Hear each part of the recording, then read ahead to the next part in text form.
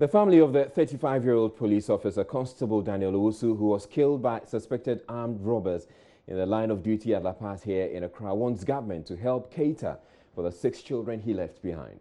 The wife of the deceased, at a ceremony to mark the one-week commemoration of the death of her husband, says their survival will be extremely difficult without such an intervention. Another relative of the deceased, however, believes, considering the circumstances of his death, government should be able to do as much as was done for the late Major Mahama, who was lynched at Dentra Boase in May this year. Maxwell Agbagba was at the ceremony and filed this report.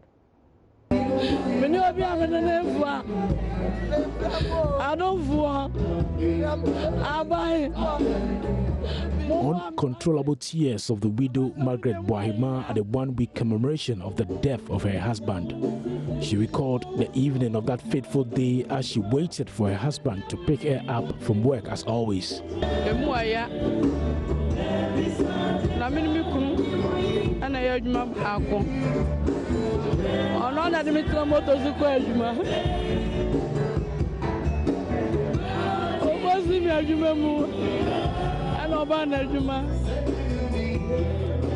I'm a madam, and I say, if you are dreaming, I'm a you.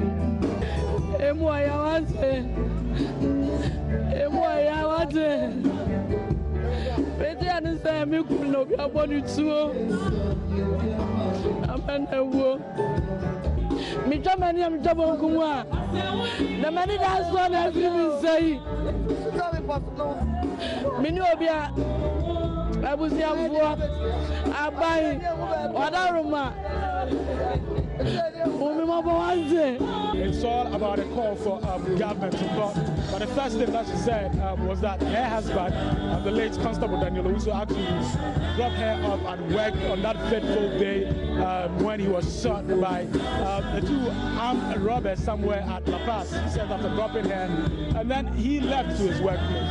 Then she would later get information that her husband has actually been shot.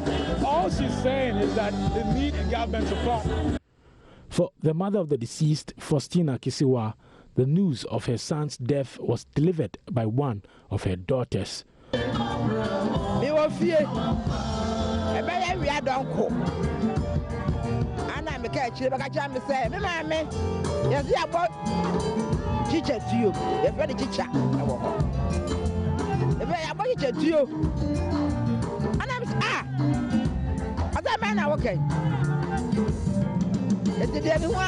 What is every brava could feel was wrong.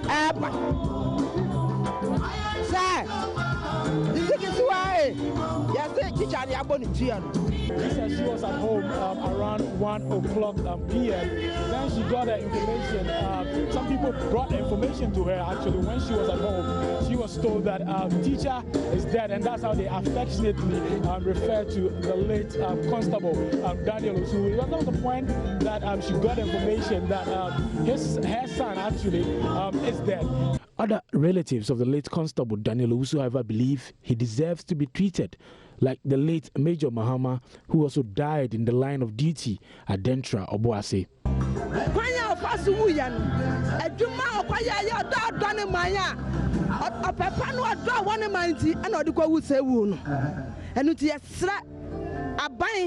Any IGP in Panifor say, a yeno, Omunya, the Yano, Haya, said the Yano, Bacono, Yayano, Sani anyway, and Sura Brones on the corn, Yayani Pepper, it's a bamblem, Roma Bois, let be Biancolana Yajam Hono, saying that they want the late Constable Daniel Owusu to be buried here in Accra. And she's been drawing comparisons between his death and then the death of Major Maxwell Mahama.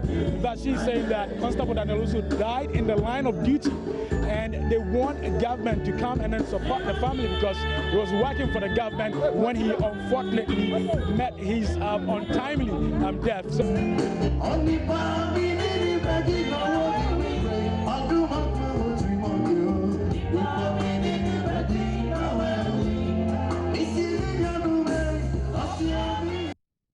Maxwell Agbagba filed that report. Meanwhile, the Ghana Police Service says it has already discussed the package the family of the deceased cop will be getting. Public Relations Officer DSP Sheila Ebeye Bachman would, however, not disclose the details. You heard the Director General Welfare, who spoke on behalf of the police administration, tell you that we have had discussions with the family and we have agreed not to make disclosures that the family don't consent to it. And so unless we have the prior approval of the family, we will keep it as a matter between the police service and the family. And we cannot make announcements until we have their prior approval. So the family has received the package we're talking about here? I will not comment to that. Police, who spoke on behalf of the police administration, has stated publicly that we have had some arrangements with the family and it cannot be disclosed. So it is not up to me to make disclosures. DSP Sheila Bachman also refuted reports about the arrest of some suspects linked with the killing of the police officer. She says the reports the 15 suspects are in custody are untrue. We haven't arrested the alleged suspects yet, although we are in the process. We keep arresting people that we believe may have connections with it, and they are still being processed. So at this moment, we cannot come out and say that we have arrested the suspects.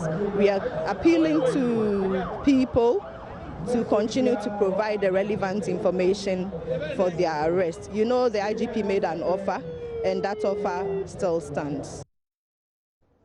Now, the opposition National Democratic Congress says it will resist any attempt by elements within the governing New Patriotic Party, including the president, to remove Electoral Commission chairperson Charlotte Osei from office. The party Thursday presented what it says is an assessment of the 6-month tenure of President Akufo-Addo's government, describing it as a period marked by, quote, incompetence, lawlessness, and corruption, all supervised by an absentee president, unquote. The party's chairman, Kofi Potofidi, accused the president of failing to ensure the security of citizens and blamed him for recent attacks on some security personnel. A political party in the shape of the NPP has incorporated militancy and violent extremism into its way of operations. To give meaning to militancy and violence, a group of brigands and outright criminals have been assembled and given such blood-clotting names as Invisible Forces, Delta Forces, Kandahar Boys, Volta Crocodiles, and also giving official covering from the seat of government to perpetuate their illegal existence. These criminal gangs have been allowed to wage a psychological war on the security apparatus by attacking and openly killing policemen in uniform. Very credible intelligence information reaching us has it that a lot of the armed robbery and killing of our hard-working police officers is being done by some elements belonging to the aforementioned militant goons, squads, associated with the NPP. Per the information we are getting, these criminals are very much aware that they have full government backing, and that in the event that they are even arrested by the police, they will be released by their political godfathers.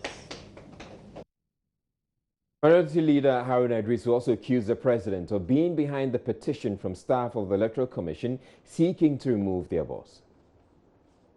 Our message to President Nana Dankwa is that he should stay off intruding into the operations and activities of the Independent Electoral Commission of Ghana.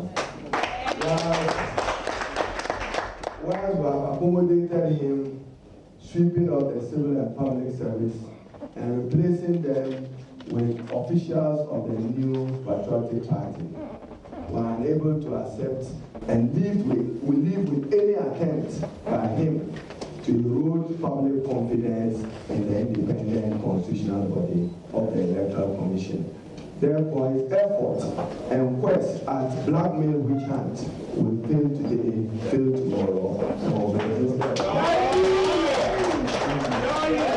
Therefore, whilst he can interfere into the operations of the civil and public service, I hear, for instance, the National Labour Commission, the head of it, have been asked to go home.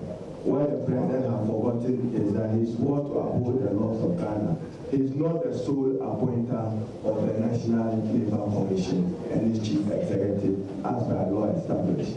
The chief executive of National Vocational Training Institute has been asked to proceed on leave, having worked for the state and surpassed every other administration, including the combined NDC and NPP administration. As I speak to you, we will share with you in more detail, even at the Ministry of Finance, as many as 8 civil service positions have been filled by officers who hitherto were working with the Minister of Finance at Data Bank. In a subsequent interview on some of the claims made at the news conference by the NDC chair and minority leader, Deputy General Secretary Kwaku Anyidaho said the party is willing to cooperate with the relevant agencies should they require further and better particulars on the matters they raised. We have an intelligence wing. We've just come out of government, so don't think that in as much as Akufo-Addo is trying to sack everybody he came to meet, don't forget that there are people who are still committed to telling the truth.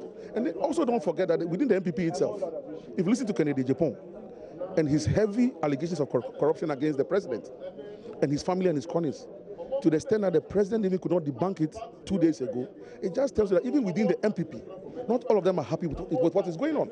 A good number of the information we get comes from within the MPP itself. But won't a responsible opposition make this information available to the police? Because the police force, they are on the hills, they are on the hunt, looking for these individuals, and you are clear in your mind who they are and what party they belong to. You saw or heard the IGP literally throw up his arms in despair, asking us to help fight crime. This is one way of helping the IGP. We make it public. That's what we have gotten. No, but what you've just said is just the allegation that they belong to the invincible forces. Are you willing to hand the said evidence over to the IGP? We have picked up intelligence. We are speaking to Joy TV, Joy News. Your duty also is to now keep your eyes wide open and help more in terms of the search. We have had our intelligence information. We have put it out. We didn't sleep on it. We didn't hide it. We put it out. So now together, let's help the police, because it's obvious that they need a lot of help.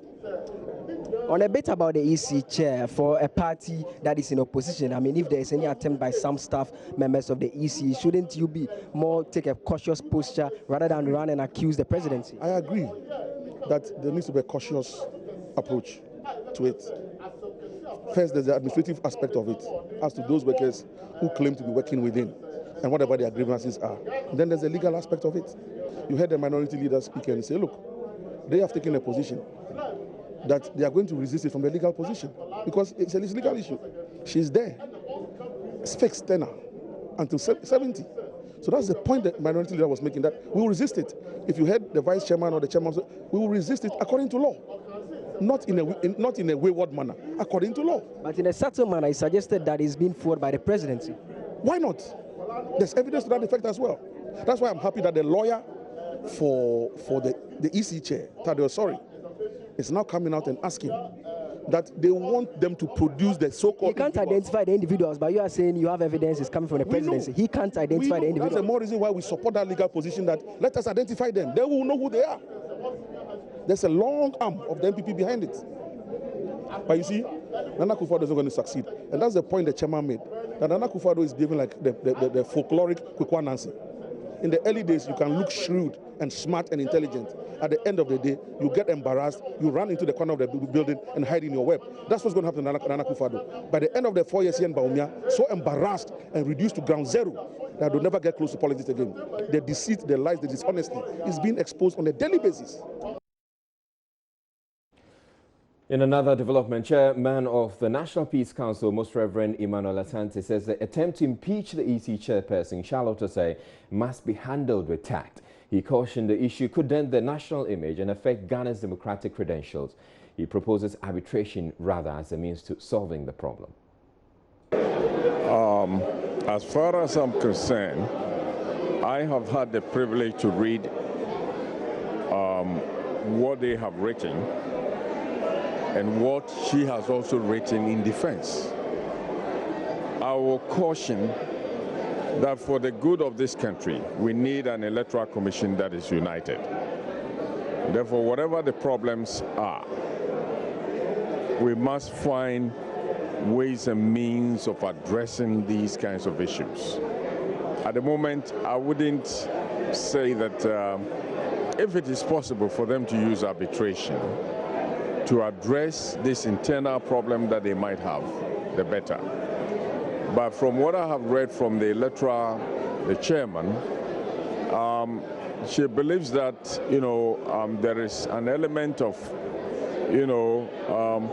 people accusing her of something that she hasn't done, and therefore she wants to seek redress from the courts because they have also written to the president and all that.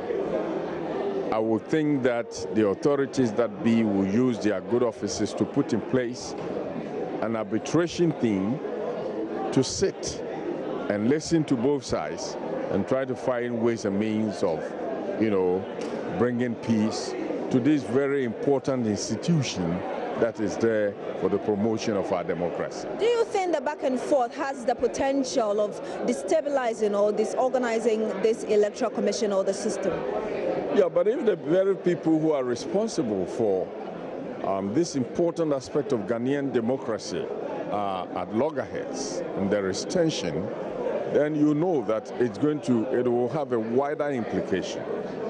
That's the reason why I'm saying that as with dispatch, it will be very, very important for the issues to be addressed, not antagonistically, but for people to sit and judge and see, how they can truly address the issue so that they will have the peace of mind to do the job that they need to do. You're watching Joy News Prime. We're taking a break. It's still ahead in the bulletin. The West African Examinations Council is giving a lifeline to candidates from 185 schools whose WASSCE results have been withheld. Are released for the first 3 months. Any candidate has the opportunity to appeal, to say that maybe my performance, is better than what I'm seeing. So you could ask for remarking. We have all that and more. Stay tuned.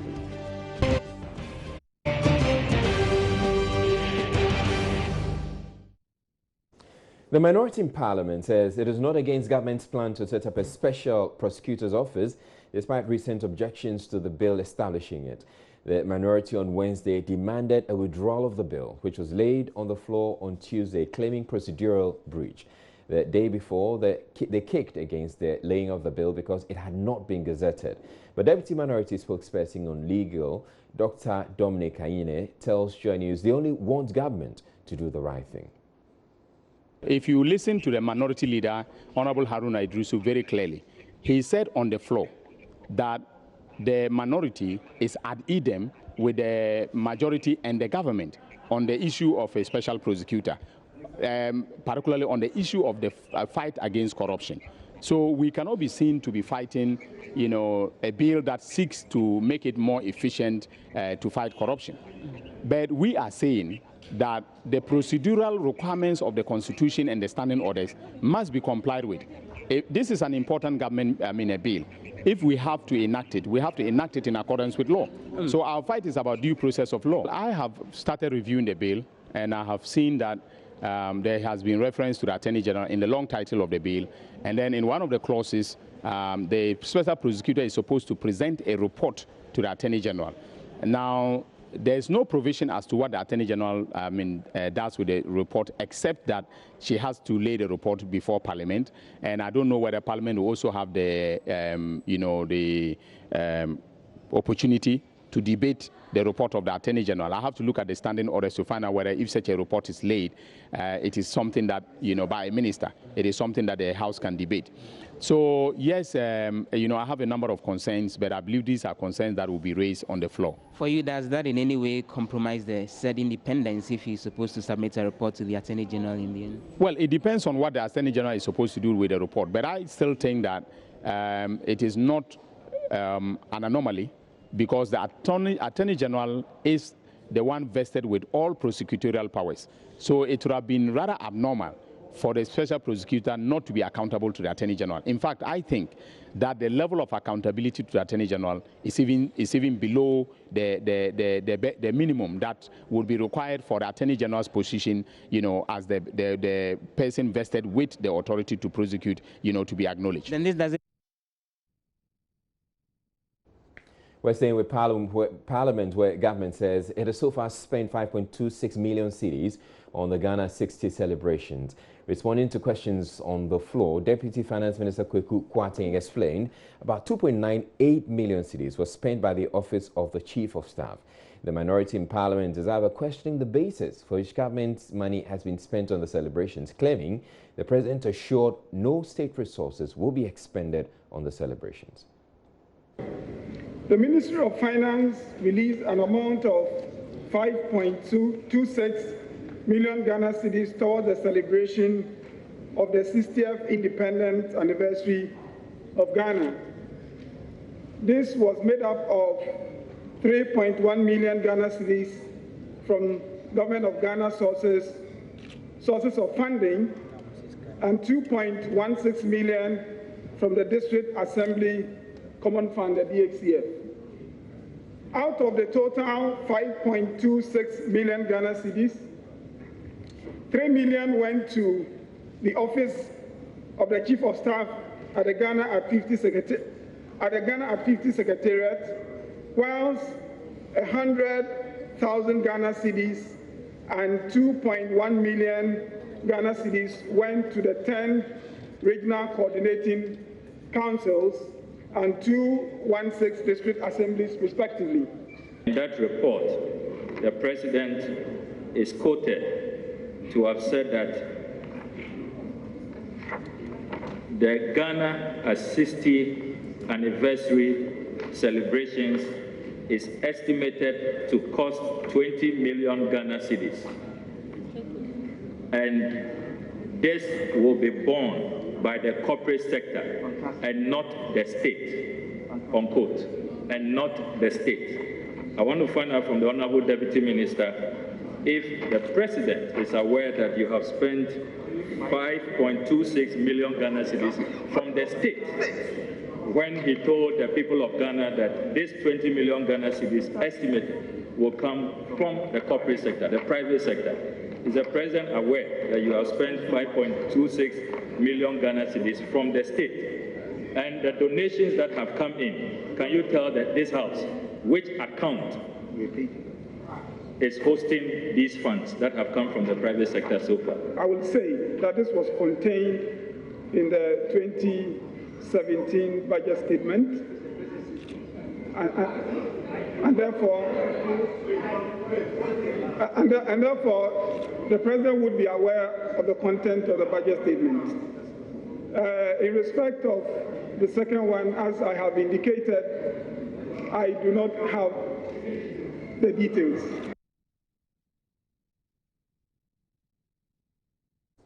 Transport Minister Kweku Ofoyesiama says he is awaiting a report of Parliament Select Committee on Roads and Transport to decide on when the mandatory road towing levy should come into effect.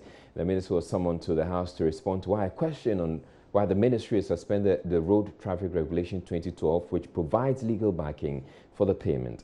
The levy, which was to come into effect on July 1, was suspended following public outcry. Kweku Ofoyesiama is unsure when his ministry will give the green light for the payment of the levy to start. I wish to inform this Honourable House that the LI in question, which was passed by this House in July 2012, is not on hold. Rather, it is the implementation of Section 102 of the Road Traffic Regulation LI 2180, which deals with the towing of disabled and abandoned vehicles, which should have commenced on 1st July 2017, that has been put on hold pending further consultation with stakeholders. Mr. Speaker, it is important to note that the implementation of this particular session was to have commenced 5 years after the approval of the parent instrument. Upon assumption of office in February 2017, my attention was drawn to an agreement between government acting through the National Road Safety Commission and the Road Safety Management Services Limited. The contract was signed on 16th of October 2016 for towing of disabled and abandoned vehicles. Mr. Speaker, there was a roadmap leading to the implementation of this act. Mr. Speaker, when it got to the issue of communication, we realized that it appeared the education did not go down well with the public. Hence, the various concerns raised by the public as to the implementation of the service. To address the concerns of the public, I directed that the National Road Safety Commission to postpone its implementation to allow for proper consultation with the general public. We are also meeting other various stakeholders, including transport owners, operators, the media, and the civil society. I am therefore waiting for the report of the Parliamentary Select Committee to help me address the problem.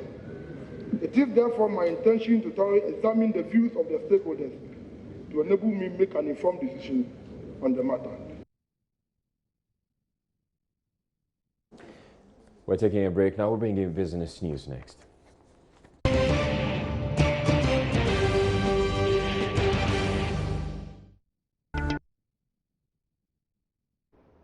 Hello again, good evening to you and welcome to the business segment.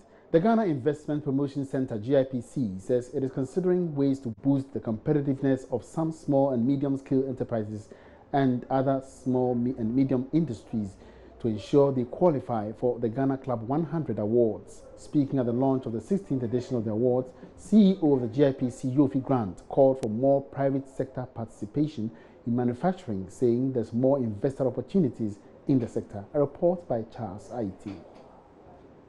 Speaking under the theme Industrialization, a tool for job creation and accelerated economic development, Chief Executive Officer of the GIPC, Yofi Grant, said the Ghana Club 100 Awards this year opens the gates for more indigenous companies to compete at par with the multinationals who have long dominated the awards. We need to transform this country from one predicated on the economy of this country, predicated on the export of raw materials and resources into one of value added and industrialization. And therefore, this year's Club 100 event will be to also put out the message in another way that yes, we are looking for companies that will industrialize, will add value to our raw materials, and not just those who export the raw materials. And so we encourage all those who have done that to participate actively. We're also going to use this year's program as a launchpad for promoting partnerships between Ghanaian industry and indigenous and foreign investment capital. In a more structured way than we ever done before. And so even this event, we would like to put it out into international press to show that those who invest in this country, we see them as precious parts of our economic growth, and therefore we would hail them when we have to. The event has a number of objectives. The first, of course, is to develop a database of the top 100 viable companies as an annual Who is Who event on the Ghana corporate business calendar and ladder. And through creative media vehicles and activities, promote Ghana's corporate capacity. The Ghana National Chamber of Commerce was concerned about the competitiveness of Ghana's private sector. Frederick Eduamoako is the head of marketing for the chamber, and he shared with Joy Business some guidelines corporate Ghana can consider to boost their competitiveness. We believe that the Ghana Club 100 is an initiative that is helping business operators to grow and also to be able to expand. For us at the chamber, we are embarking on a lot of capacity building for our members and for that matter business operators in Ghana to be able to keep up with the pace and be able to expand. You need to do things differently if you want different results. So our objective is to bring them up to speed with modern trends, international business practices, so that they'll be able to do the right things and be able to get better results going forward. Meanwhile, ahead of the announcement of a new policy rate by the Monetary Policy Committee of the Bank of Ghana next week, some stakeholders are advocating a downward revision of the rates. Yeah, our expectation is that the policy rates should be reduced downwards so as to drive inflation, interest rates down. For business operators, we want the interest rate to go down so that our people can be able to access credit from the financial institutions and be able to expand their business and create more employment opportunity for our teeming youth. So we believe that if it goes down, it will be to the benefit of the business operators in Ghana, for that matter, Ghana Chamber of Commerce. I believe that most businesses are looking for cheaper cost of capital, because capital is one of the difficulties of private business here. The private businessman's lot is very hard. They go against very difficult and harsh conditions to grow their businesses. But access to capital and cost of capital is one of those areas where they are even more challenged. And I know that it's on government's, it's one of government's top priorities to stabilize the economy such that interest rates can come down, so the cost of capital can come down and private sector can borrow and do better business than before. So help us also understand what, various businesses are also reacting to with regards to 3% flat rate. I think with difficulty, and as I understand it, is because of perhaps a misunderstanding of how it operates. But at the end of the day, the Minister of Finance has said, yes, we'll review it and look at it whether it's beneficial or not beneficial to the national agenda. And away from that, the Managing Director of Puma Energy, Miles Bouvier-Baird, has advocated a full deregulation of the downstream petroleum sector soon to enhance consumers' interests.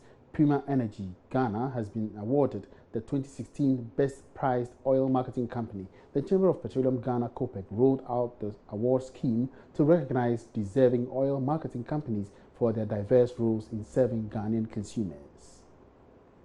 The Chamber of Petroleum Consumers Ghana (COPEC) awarded Puma Energy the Best Price Marketing Company out of 3 nominated companies with lower fuel prices consistently. Executive Secretary of the Chamber, Duncan Amwa, presented a plaque to the company for their success and congratulated the Managing Director on his commitment in seeking consumers' interest through offering cheaper rates.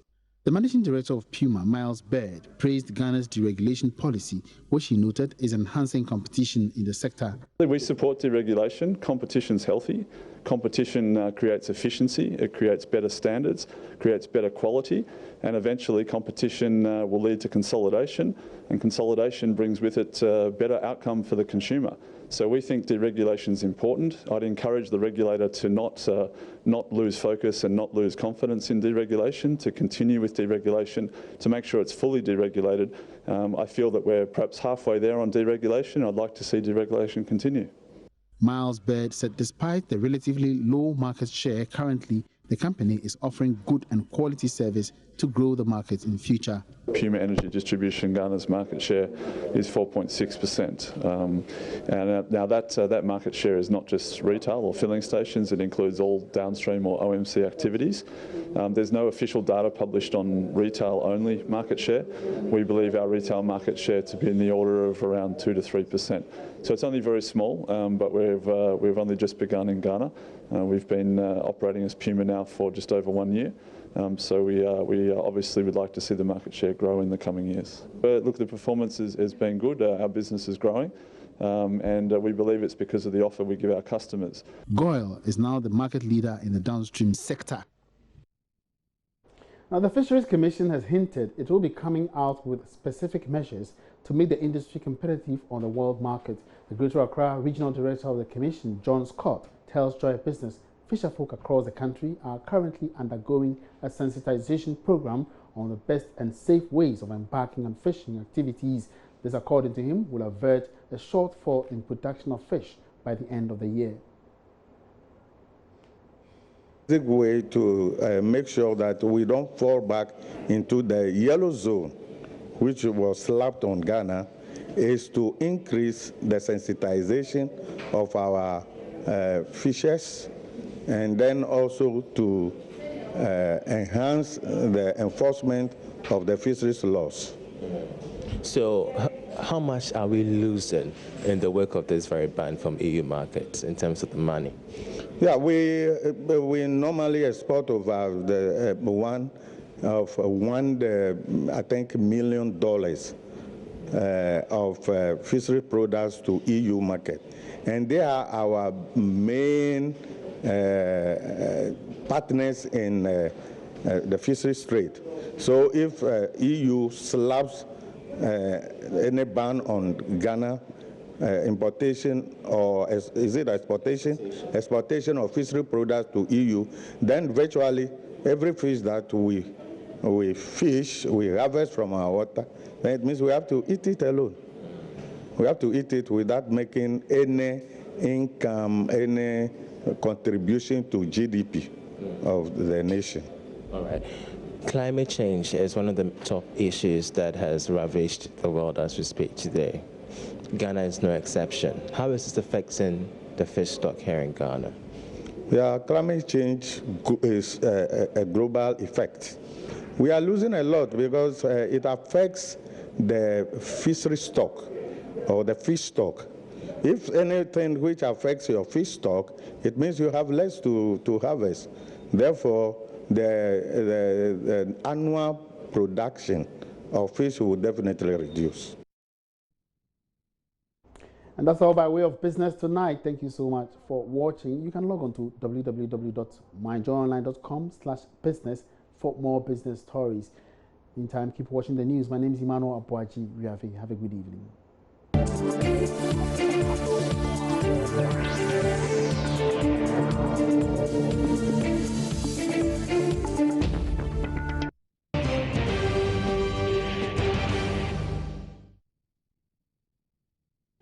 The West African Examinations Council, WAEC, says the candidates from 185 schools whose results have been withheld could be reinstated if they are able to prove their innocence in the malpractice claims made against them. The results of the affected candidates were not amongst those released in Wednesday's publication of 2017 WASSCE provisional results owing to various anomalies detected. Officials explained the candidates will have 3 months to petition. Martha Krensolakwa has more in the following report. Speaking in an exclusive interview with Joy News, the head of WAEC, Reverend Sam Ningma Olenu, says those who are dissatisfied with the provisional results can seek redress if they have evidence to back their claims. It is provisional because when the results are released for the first 3 months, any candidate has the opportunity to appeal, to say that maybe my performance, is better than what I'm seeing. So you could ask for remarking. And also in the course of the 3 months, if any issues come up, they ought to be rectified. And if it is also detected that somebody cheated during, the exam, within those 3 months, the results could be cancelled. So that is why it is provisional. And usually after 3 months, we will publish the final one and then print the certificates for the schools to transmit to the candidates. Have we ever had such a case before? As we released the provisional results, we had issues come up, and so whatever we get as a final result will be very different from what the provisional results were. Oh, yes. It sometimes happens once in a while. There was an instance, for instance, where the candidate wrote the exam, but unfortunately did not write, his index number. So, the results didn't appear because we had to block it. We didn't know who it belongs to. So when the issue came up and we realized that, yes, this is the candidate, we quickly had to correct the results and then put it up there. On performance, Reverend Olenu says though the chief examiner's report is yet to be released, there was a slight improvement in the 2017 results over the 2016 performance. He attributes the improvement to absence of leakages. Said that generally there has been some improvements in the performance, looking at all the others, even though we are yet to be done with the analysis of the statistics. But, a cursory look at them shows that, there has been general improvement in the performance.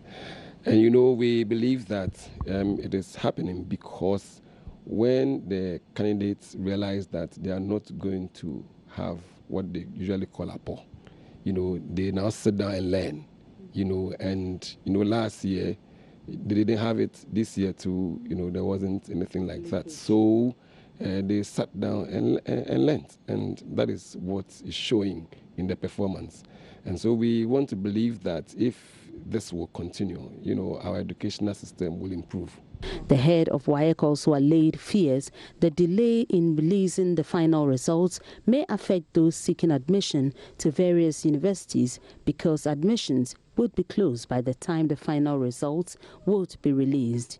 There is some kind of understanding between us and the tertiary institutions, and so they have access to the results from our server directly. Wow. You know, so if you have applied for any admission, any course in the tertiary institutions, they could assess your results and then give you admission as appropriate. Meanwhile, the council says it has posted the results online, and candidates who so desire may access their results at the council's website, though its real contract is to release the results to the various schools.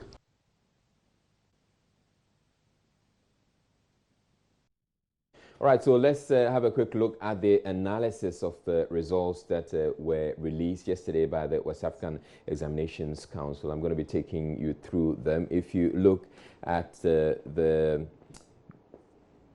English language, for instance, we had 155,077 candidates. They had grade A1 to C6. And then for math, we had 122,540, that's about 42.73%. They had grade A1 to C6. And then for integrated science, 122,204, just about a similar number as those who had the math.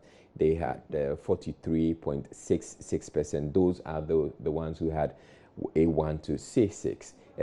Virtually a similar number, in fact the same number, had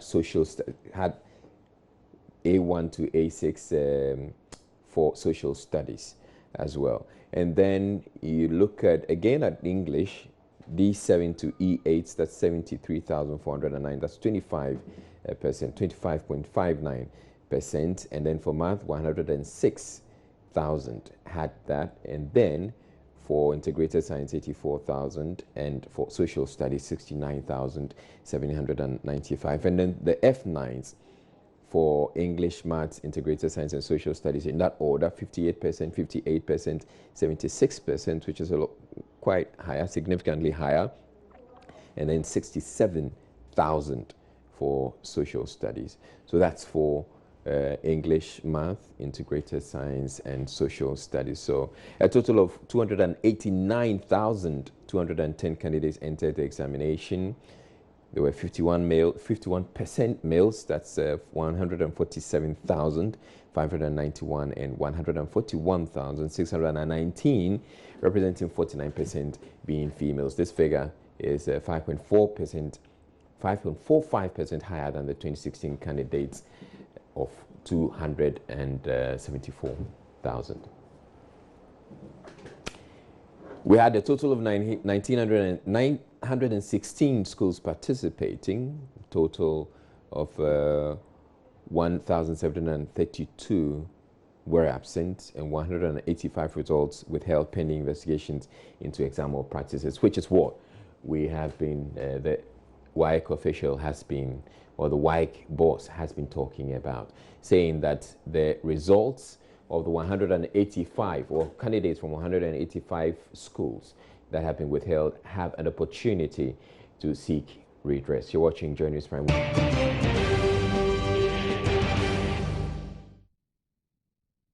Other news, President Akufo-Addo says government has committed a budget to revamp the Ghana Open Data Initiative. This, according to the president, will ensure government data is easily accessible. And Akufo-Addo was speaking at the Africa Open Data Conference in Accra. Ghana embarked on its open data journey in 2012 to create a community of data suppliers and users. Despite a brief lull of inactivity, the nation has committed a budget to revamping the Ghana Open Data Initiative. Through this initiative, we have resolved to ensure that, 1, government is legally and technically open, i.e., without legal restrictions and machine readable. Our ultimate goal is to adopt the International Open Data Charter and ensure that government data is easily accessible. Second, data released from all ministries, departments and agencies, and metropolitan, municipal, and district assemblies are made available. We intend to achieve this through the implementation of policy intervention and guidelines. And thirdly, the use of open data is promoted within government and the open data ecosystem. Upcoming digital platforms for procurement, immigration, parliamentary and judicial services will transform the way government conducts its business, including the business of cabinet. These initiatives will enhance the opportunity for economic development and creation of jobs. President Akufo-Addo added African leaders could emulate the success of developed nations in the use of data and information is giving priority. We have no excuse to deny this generation of Africans a new society of opportunities and aspirations. We have no option but to offer this generation a new kind of leadership dedicated to realizing the twin goals of guaranteeing the liberties and freedoms of the African peoples and generating prosperity on the African continent. And if we are to succeed in improving the living standards of our people, a critical piece of this puzzle has to be the availability and use of information and data. The rapid evolution of the advanced and emerging market economies have been made possible largely as a result of the employment of information and data. If we in Africa are going to emulate them and be an integral part of the ongoing data revolution, there is the need, firstly, for us to require the owners of data to make them publicly available in ways that are useful to all potential users. National coordinator of the One District, One Factory policy, Gifty Ohene Konedu, has revealed that the delay in implementing the initiative, originally scheduled to take off in June, is as a result of the partnership with the Chinese government and procedures to get the right framework. Speaking at the Kofi Annan International Peacekeeping Training Center Academic Alumni Day and Homecoming, the minister said the country must assess the deal and align it with the country's framework. Speaking on the theme, negotiation between theory and practice, National Coordinator of the One District, One Factory, Gifty Ohene Konedu, noted that paperwork for the implementation of the policy is ready, but the country must take a critical look at its framework. She also identified Ghana's partnership with the Chinese government as a cause of delay of the implementing of the policy. We have to get the framework right, because if you don't get the framework right, you'll be haphazard. But if you have the correct framework, then everything becomes smooth. So that is why I haven't started. I didn't start in June as I promised. And I also told her that recently this partnership with China also came in. And you need to align that one with the broad policy that you have. This whole thing is a private sector-led initiative. Communications Minister Ursula Owusu is worried about the increasing rate of cyber activities. Speaking on the issue, the minister says the cyber environment is increasingly becoming a fertile ground for criminality, hence the need to train law enforcement agencies and judicial officers in application of the law. She also outlined measures the ministry and government have put in place to ensure the menace is addressed. We intend to even scale up the digitization of our economy. The national ID system will be in place by the end of this year. We're having a digital property address system. We're linking all the databases to help ASP, Afiatenge, and others stop arresting people, to determine whether they have the correct documents for their vehicles or not. And we will provide them with the technology to be able to, at the click of a button, as is done elsewhere, type in the car registration or motor registration number into their database and see instantly whether it is properly registered or not, whether they've done the insurance, they've got their roadworthy, and they're properly licensed or not. Na Anyoko's report for Joy News. The Coalition of Domestic Observers, CODEO, has called for the reorientation of youth in the country who want to engage in politics. CODEO observed the majority of the youth, who are mostly used as vigilantes for political parties, are ill-informed about politics and therefore are used as tools to visit mayhem on their political opponent. A member of the advisory board of CODEO, Sheikh Arumeya Shaibu, made the comment at the news conference in Wa after an engagement with some political parties and other key stakeholders in the electoral process. Upper West correspondent Rafiq Salam attended the news conference and now reports. Coalition of Domestic Election Observers, CODEO, has embarked on a nationwide public engagement to conduct civic and voter education through the conduct of roundtable discussion in the country. It is being held on the theme, the menace of political party vigilantism and Ghana's electoral politics. The objective of the engagement is to collect views from regional level stakeholders on the phenomenon and also develop comprehensive advocacy policy recommendations for stakeholders and relevant institutions to implement. They have already held the engagement in 4 other regions before moving to the Upper West region. A member of the advisory board of CODEO, Sheikh Arumeya Shaibu, noted that the existence of political party vigilante groups is not only a threat to the political parties themselves, but the security of the nation as well. He called for promulgation of laws by Parliament to put a stop to the activities of these party hoodlums. There must be a certain law, the Parliament must come out that will outlaw it by probably dealing even with a political party that seeks to promote the activities of such. We are also recommending to the political parties themselves to engage in a dialogue aimed at dealing with the issue, and also let the political parties become conscious that it's unethical and immoral and evil to reduce our young people from being human beings into becoming what? Tools for visiting violence on political opponents. Sheikh Arumeya also called for reorientation of the youth in the country on their aims of joining the political bandwagon. That when we say, I promise on my honor to be faithful and to loyal to Ghana, my motherland, sometimes when they resign, say, look, do you understand these words? Do you reflect on these words?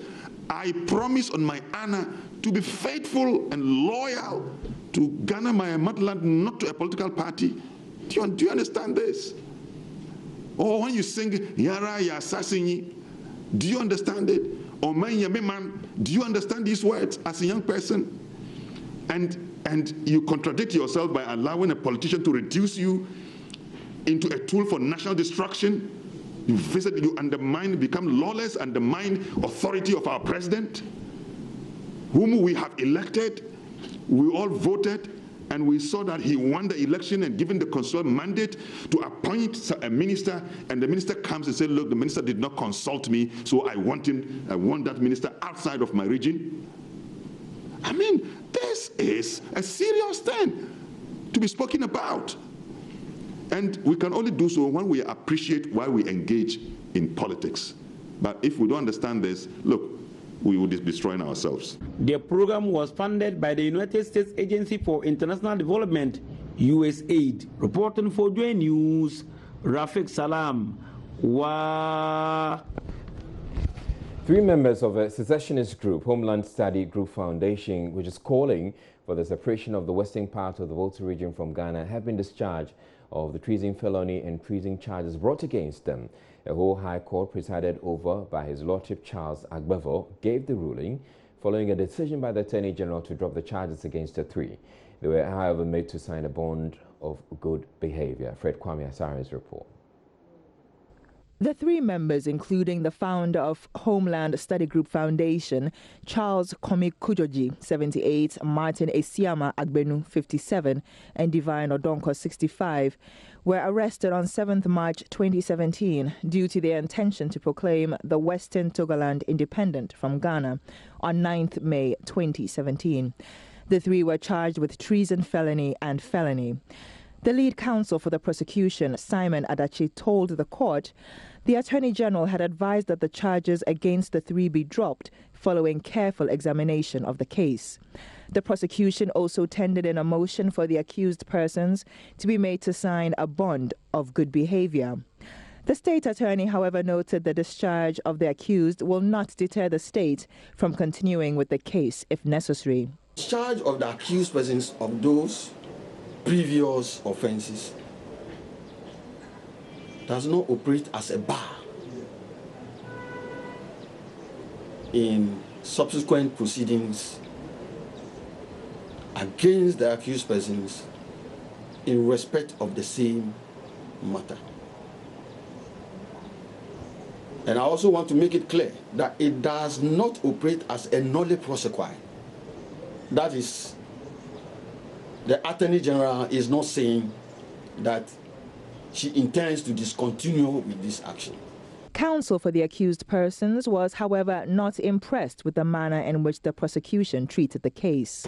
They have proposed that my client should be bonded to be of good behavior. We were not much opposed to that application because they are already in good behavior and they have no intention of not keeping the peace. Therefore, that is a harmless application and we are not offended in any manner that it has been granted. So it's a vindication on our part that the state was crying foul while none exists. The leader of Homeland Study Group, Charles Komi Kujoji, described the ruling as just, but indicated they intend to push for the independence of Western Togoland. At the beginning, our membership was about 1,021,000 people. But these short days, the new registrations coming on, we are over 2 million. You can judge from what is happening. In the last court sittings, people came from as far as Williams, from the far north. They came here in their numbers, and the support is there. If anybody goes there to derail them from what they are doing, you may meet problems. Nobody should attempt going there at all. They understand what they are doing. Okay. Members of the group were in a jubilant mood after the ruling. And my name is Israelai. I urge you to go read your Bible. Have a good night.